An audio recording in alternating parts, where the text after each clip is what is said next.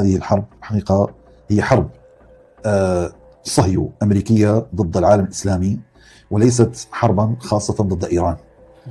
ومن تابع تصريحات زعماء الكيان وزعماء أمريكا وخرجات وزير الحرب الأمريكي وهو عار ويضع أوشاما على صدره صليبا كبيرا وبالعربية مكتوب كافر هكذا، ويقول إن هؤلاء يتبعون نبوءات خرافية من أنبيائهم هكذا يقول، وأن هذا الحرب هي حرب دينية. وصرح بهذا كثير من زعماء أمريكا ومن زعماء الكيان، بل إن السفير الأمريكي في الكيان في تل أبيب صرح بأن من حق إسرائيل أن تؤسس إسرائيل الكبرى التي هي ما بين النيل والفرات، لأن الله أعطاهم ذلك في التوراة، إلى غير هذه من التصريحات.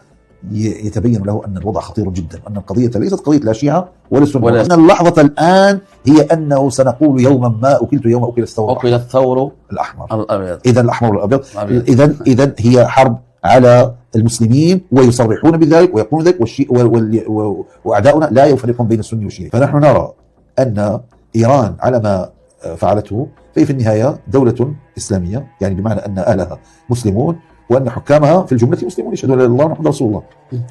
إنه لو انكسرت إيران أمام الطغيان الصهيوني فإن معنى ذلك أن الأمة الإسلامية كلها ستركع ركوعا لا قيام له بعد ذلك لهذا الاحتلال البغيض المتوحش في بلاد المسلمين.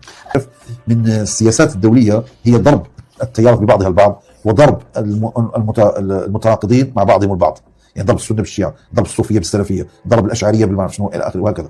فإذا هذه سياسة تقوم عليها كثير من الدول ويقوم عليها النظام العالمي. أي ظلم أو طغيان يقع في العالم إلا وتلقائيا يحدث في الأمة ما يستدعي مقاومته، يعني السبب في حدوث المقاومة هو وجود الظلم ووجود الطغيان.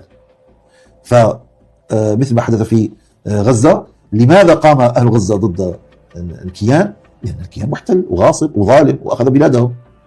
غالبا يرون أن هذه التهم التي اتهمت بها إيران أو حزب الله بدعم شبكة البوليزاريو لم يكن لديها شيء ملموس، يعني معنى أن لم نرى إيرانيين في المغرب يؤيدون البوليزاريو مثلا ويقتلون الناس أو خرجوا إيرانيين يتبرعوا. نعم، هم تبرعوا من هذا وكلام في كلام.